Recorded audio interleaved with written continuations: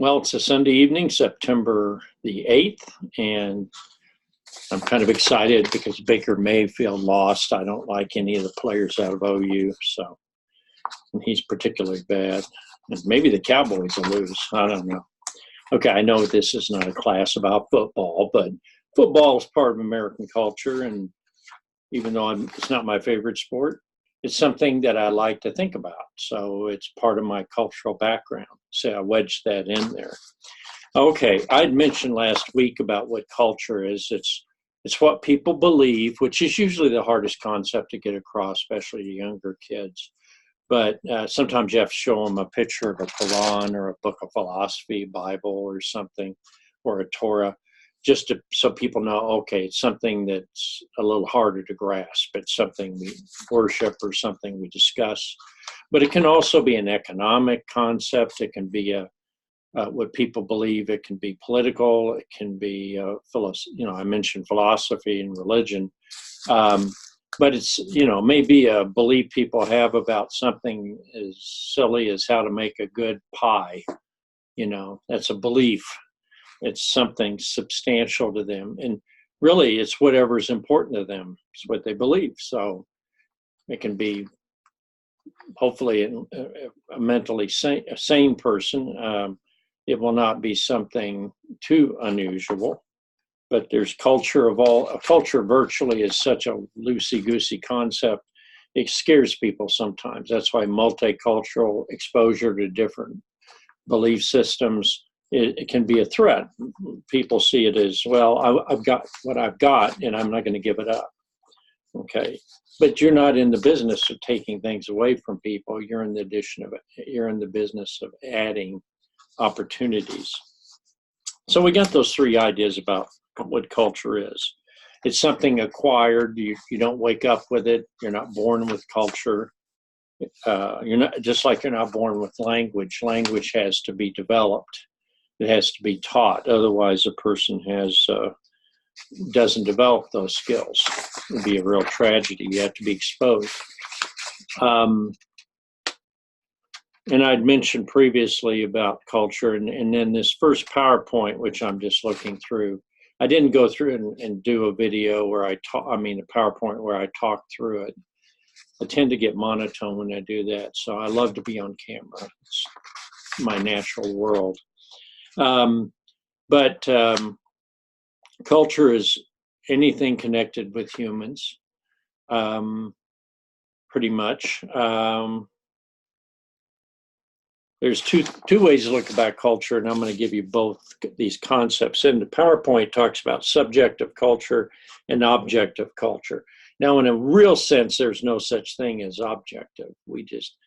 Subjective is more unconscious.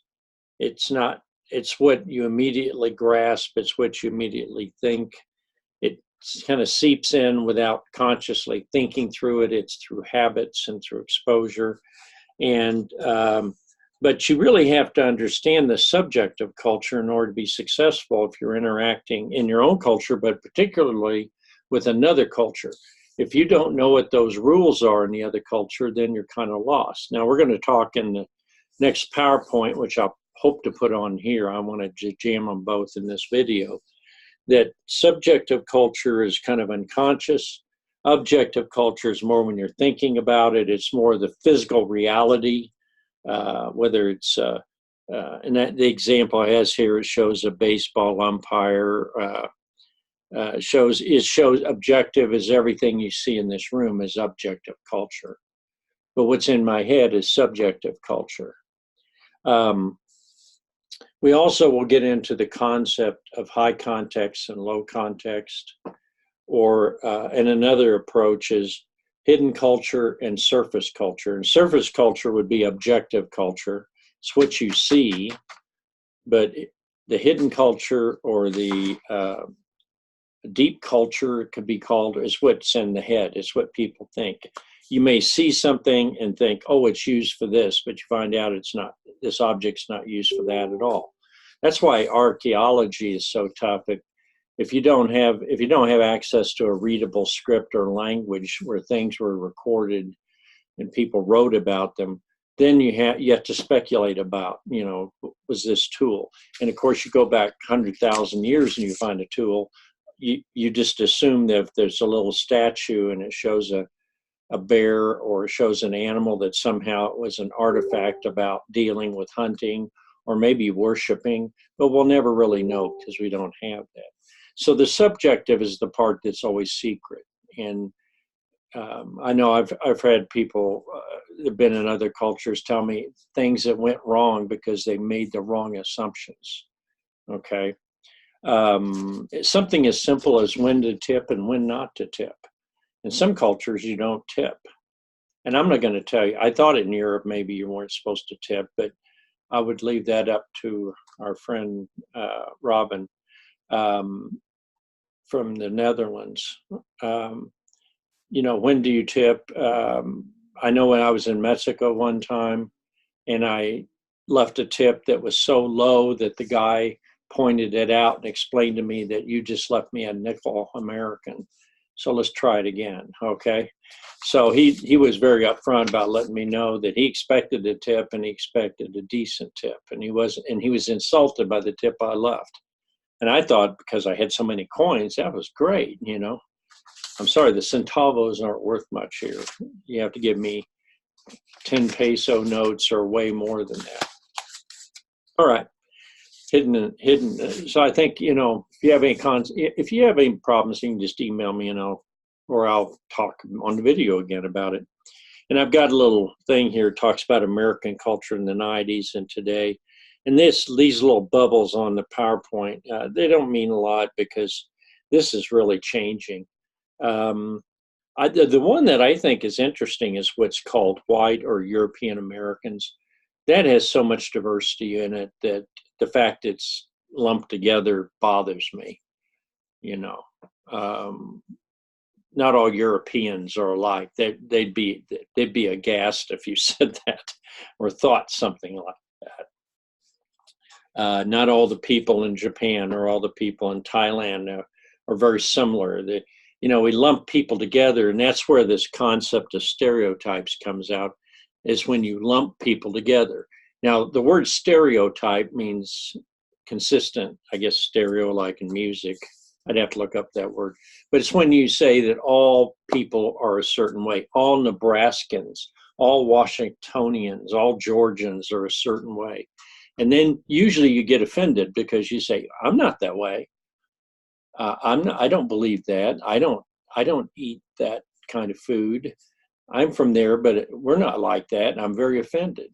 So that's where you get in trouble with stereotypes. Stereotypes can be very destructive too, but they can just be just awkward and useless.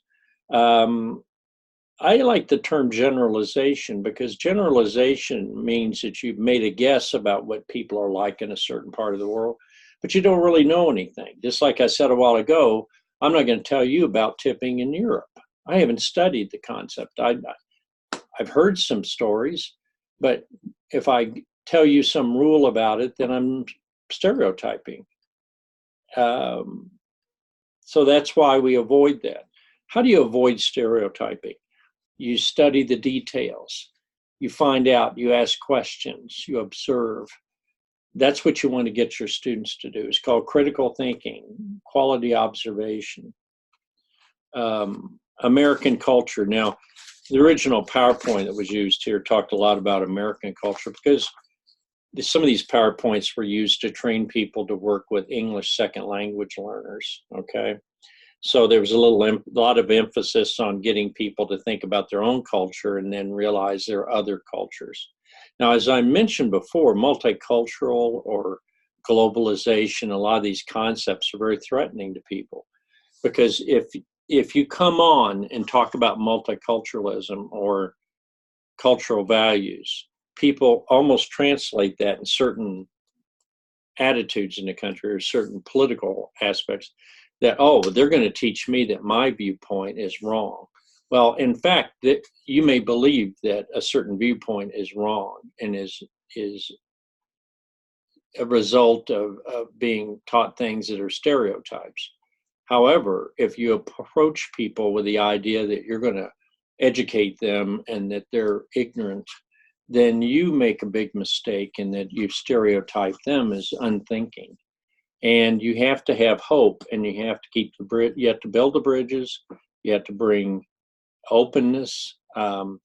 So rather than spend your time arguing political points or cultural value points, I often find that when you're in a situation where people will not change and are very hostile toward you, then you might as well be quiet, because you're not going to make a change, at least in the way you're attempting to make a change.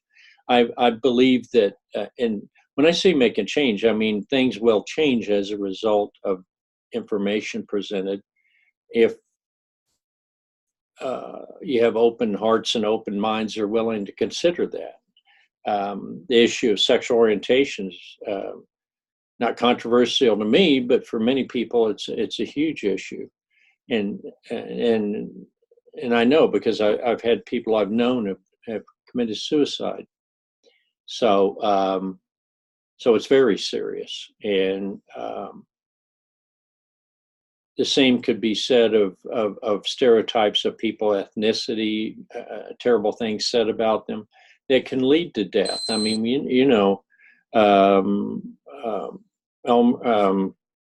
so Virgil Tibbs, young man and 14 years old, that was murdered in, I believe, Mississippi back in 1955 when he was 14 years old. He was accused by some people of whistling he was African American. He whistled at a lady there who wasn't African American. She was white.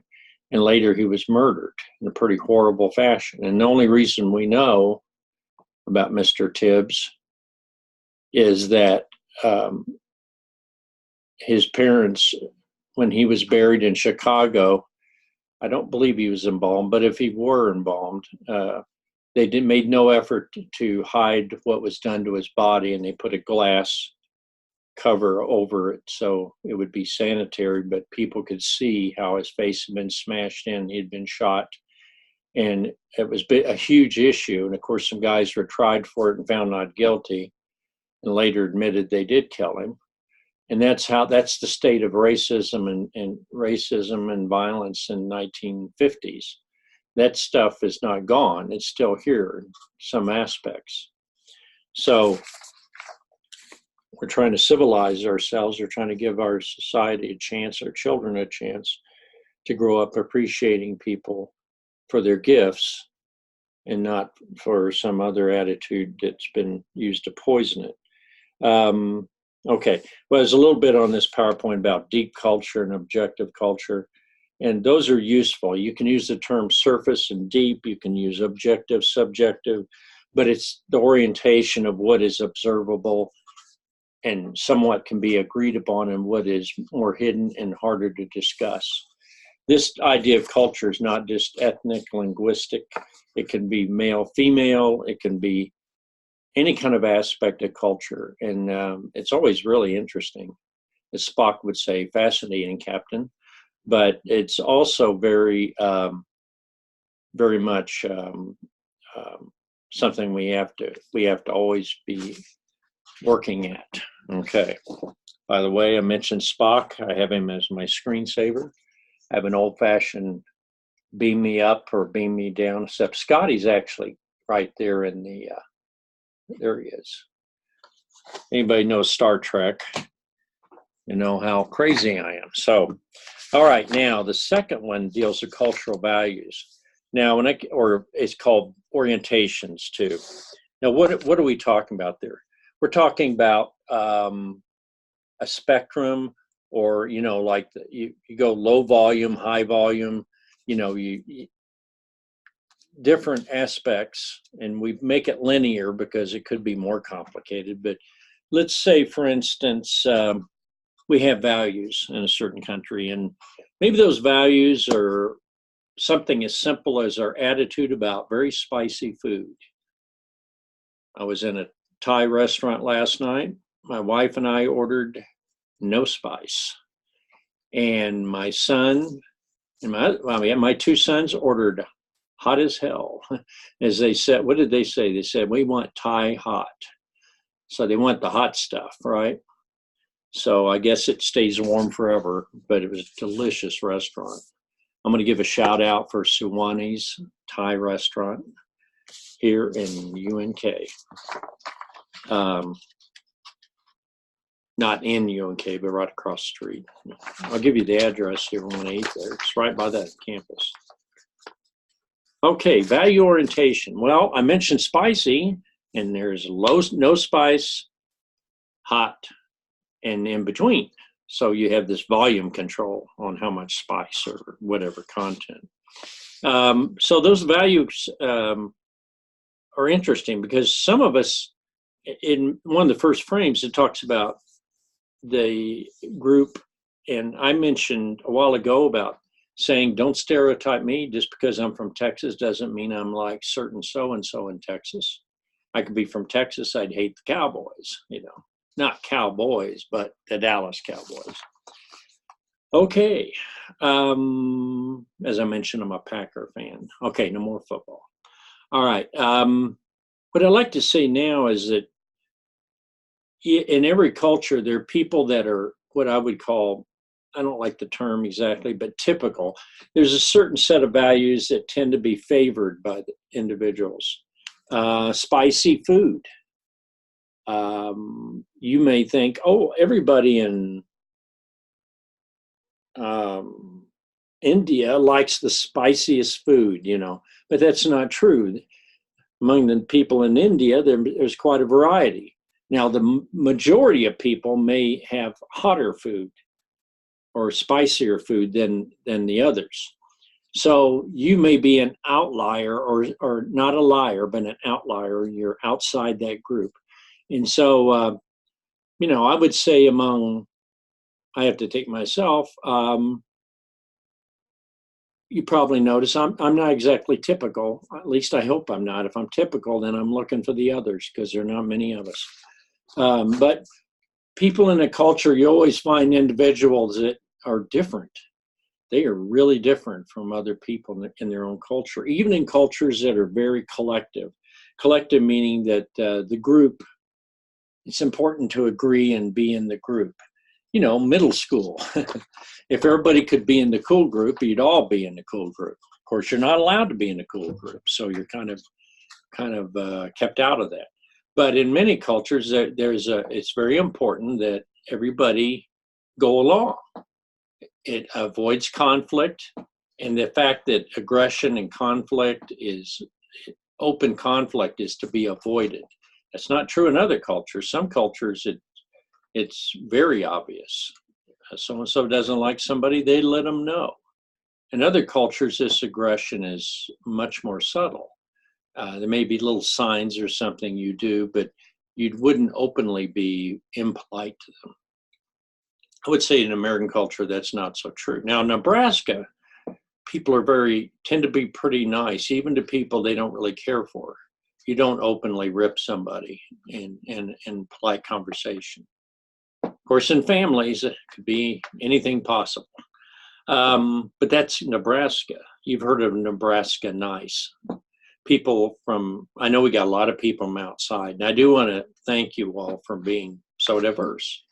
I was so excited. Oregon, Washington, Georgia, New York, go Yankees. Sorry. It's a baseball. I'm allowed that. But I think Texas. But then we got the Netherlands, and we've got Korea, and I've got others that kind of slipping my mind right now. I just wanted to mention that. Now that's in section 1. I'm still getting into section 2, so I will praise you guys pretty soon. So this video is for both of you. So it talks about individualism versus collectivism. And United States talks a lot about individualism, but in some aspects, we don't like people that are going to be different. We might say everybody should support Ronald Reagan, or everybody should like Coca-Cola, or everybody should support some football team. You know, usually that's more regional, obviously. Oops, sorry. no football. But what happens is that you think about your culture, and your assignment's going to be to describe your local culture. Are you an individual in a group? Are you kind of different than the others? Or are there groups that are different, you know? Think of the Amish. I suppose they have splinter groups, but the Amish are very focused on collective. Anybody who doesn't know about the Amish, A-M-I-S-H. Always good when you're dealing with ESL or other cultures. Spell things out so people can look it up because they don't know, you know. And the Amish are people that use 19th century farming techniques and live in rural areas. They're very religious. They worship in their own homes. They do not engage generally in any higher education ever beyond 8th grade. But I'm just giving you my general understanding, with the understanding that I'm using a generalization. I'm not going up. By the way, stereotyping is when you go up to somebody and you say, you must be like them, or whatever you have in your head, whatever that is. Even if it's accurate, not every individual is going to adhere to that. So that's something you must keep in mind. Okay, the orientations. Individualism, collectivism. Another one is small power, large power. What is small power? Well, it's not really true in the United States anymore, despite this. The idea of small power is that individually I have impact on the politics and the power, you know, whether it's wealthy people controlling the economy or politicians that ignore the lower level people or average per people and pay more attention to the big money and the big stage and the big media, whatever you want to call it. But power distance, in some countries, the people that have the power are so far above that people, small power people, never get to even have contact with them. Even in families, sometimes children get to help make decisions depending on what the decision is, and that's encouraged. But in other families, it's the mother or father, and that's it, or the grandfather, and whatever they say goes. That would be an example of a large power distance. So that's something I want to point out. It's not as obvious. Low context, high context. This is fascinating. Low context is when everything is made obvious. There are signs, there are rules, there are pamphlets, everything is explained, every possible, an attempt is made to anticipate every possible situation. High context is when you walk in and you have to, high context means you have to understand all the factors and then you understand what's happening. But if you walk into a culture and you are totally lost, you can't figure out, how do I know where the bus stop is? How do I know when they say maybe that it really means no? And you don't understand that because you're going on the language. You say, well, they said maybe, you know, like somebody asking someone out for a date and they say, maybe. And when they say maybe, they mean no, but you're taking it like a possible yes. Okay, that's what I mean. If you don't know the culture, then you don't know. I remember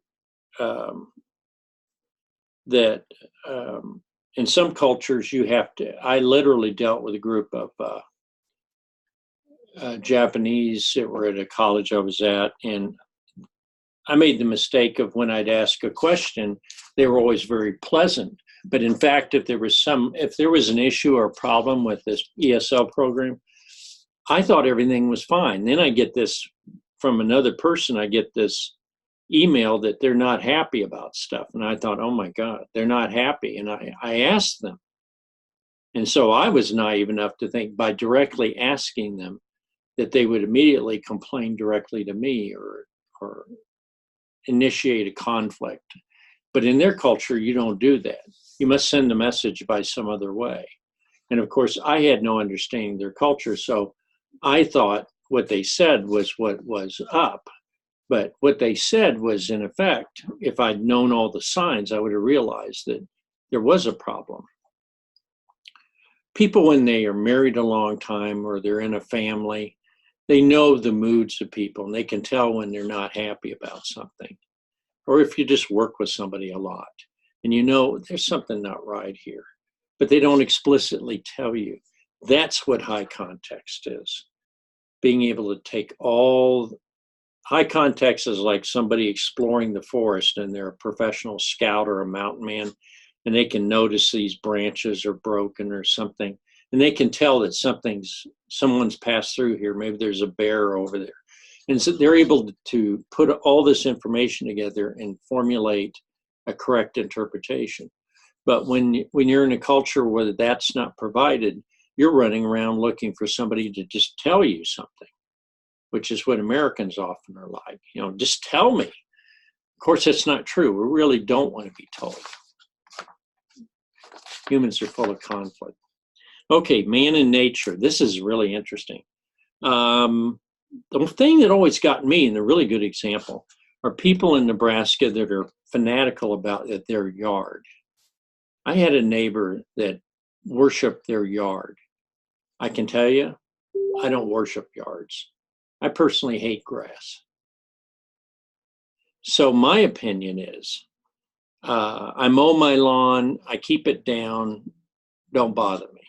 Their attitude is, we must have sprinklers put in, we must mow it at an appropriate height. We don't want to scrape it. We don't want to kill it.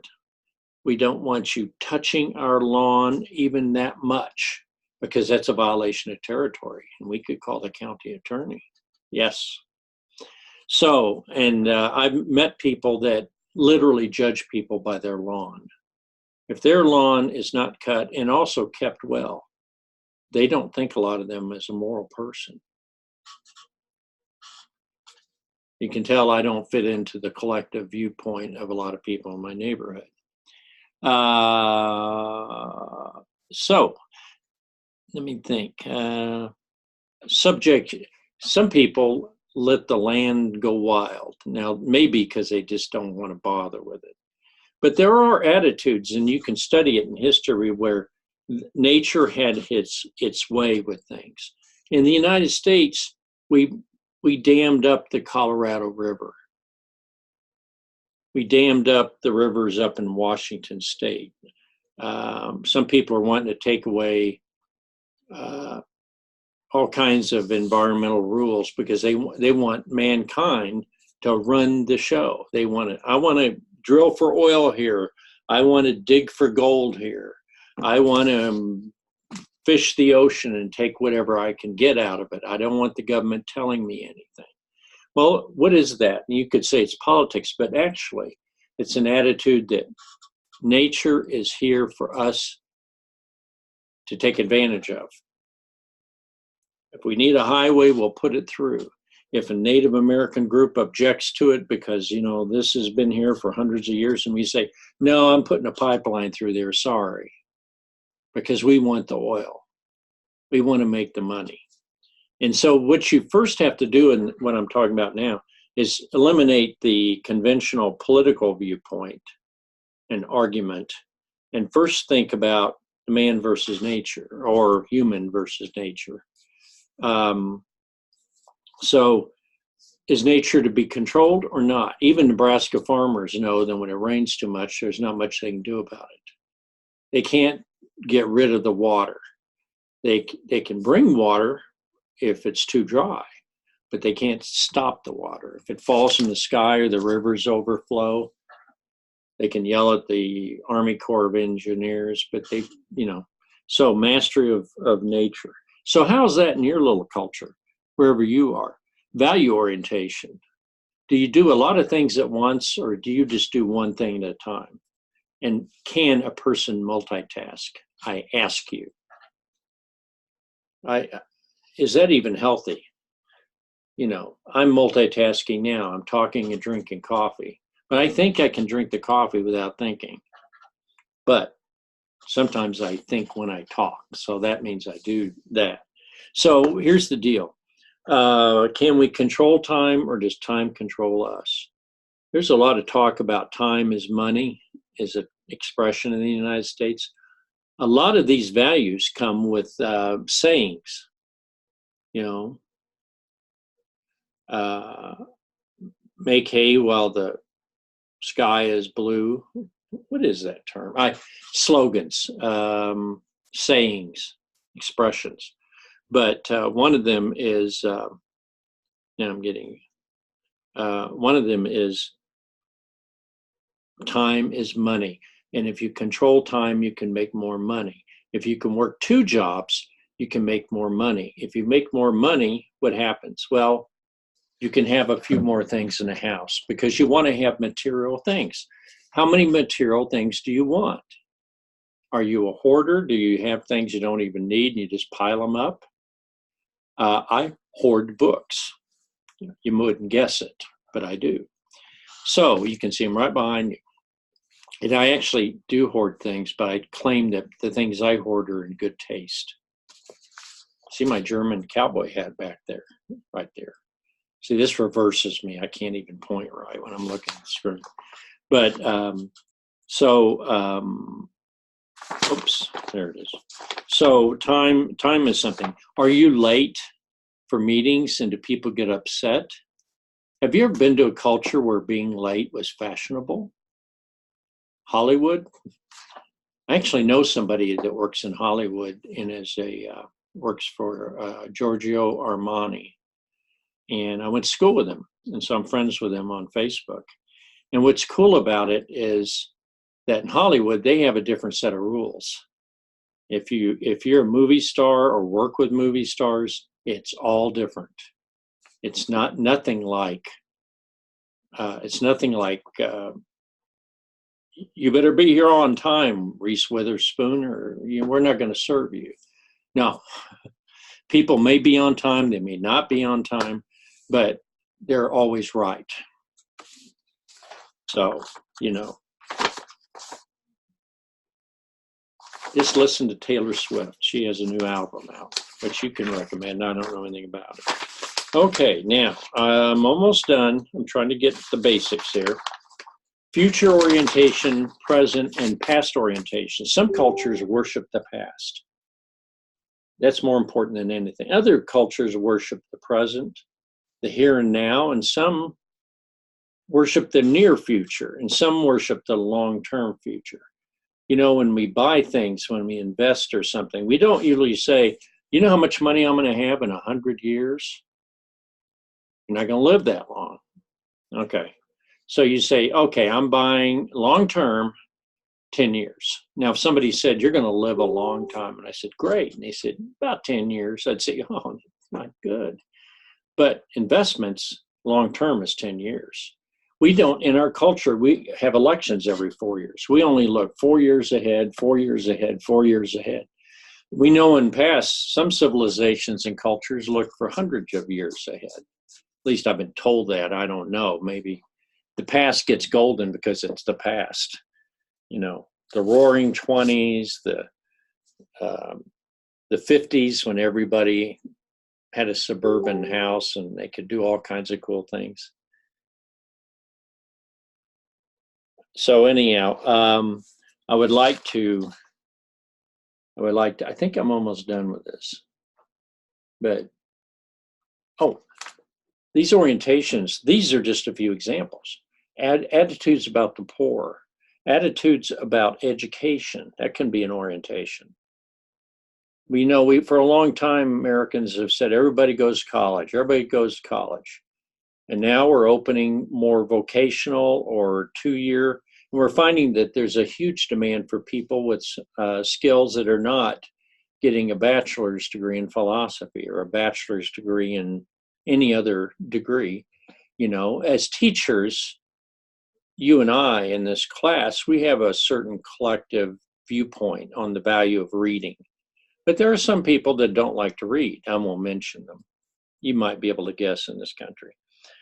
There's some people that that love television over reading, or love technology over everything.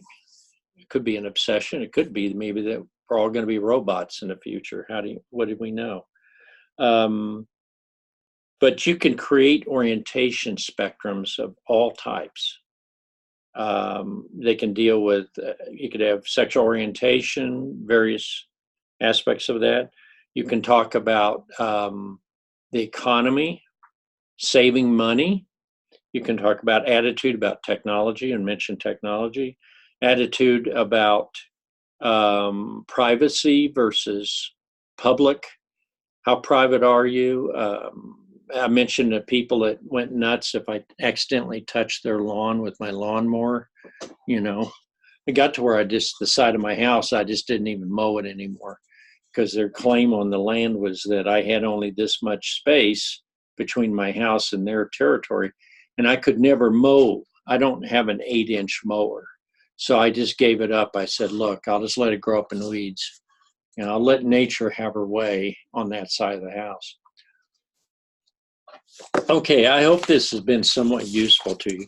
Now I'm going to have another video on chapter 1 in banks. I was going to put up last week, but I didn't.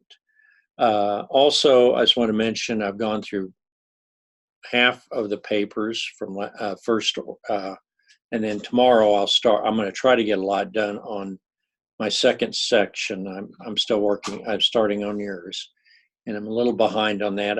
I'm still moving from one house to another, and we're going to have a garage sale. I don't even want to go into that. Garage sale is a whole cultural concept. To have garage sales or to not have garage sales. What is your orientation on that? I can tell you where my orientation is. No. What a waste of time. Sit out there, it's hot, you get mosquitoes, and you sell all this stuff if you're lucky. And if you sell it, maybe you have $100 or $200. That's my experience. So that's why I'm really down on those. Some people have these sales and make 1,000. Well, that's another orientation I don't want to talk about.